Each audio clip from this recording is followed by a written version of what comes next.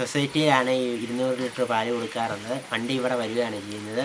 ഒരു ദിവസം 10,000 രൂപ ലാഭം കിട്ടുന്നുണ്ട്. എല്ലാം കൂടി ചിലവുകളെല്ലാം കഴിയുമ്പോൾ 5,000 രൂപ ലാഭമായിട്ട് കിട്ടുന്നുണ്ട്.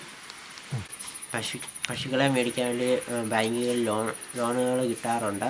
ഞങ്ങൾ മുദ്ര ലോൺ എടുത്താണ് പശുക്കളെ മേടിച്ചതും കൂട് പണിഞ്ഞതൊക്കെ. തമിഴ്നാട്ടിൽ പോയാണ് ഞങ്ങൾ ഇളങ്കട പശുക്കളൊക്കെ മേടിക്കാറുള്ളത്. ഒരു 50,000 രൂപയുടെയൊക്കെയാണ് കിട്ടുന്നത്.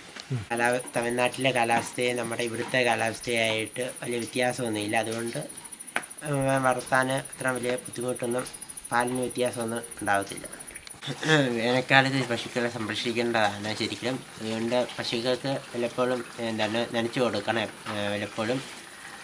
പിന്നെ 6 മണിക്ക് മുമ്പും വൈകിട്ട് 6 മണിക്ക് ശേഷവും തീറ്റ ശരിക്കും കൊടുക്കേണ്ടത്. ഇങ്ങനെയാണ് ഞങ്ങൾ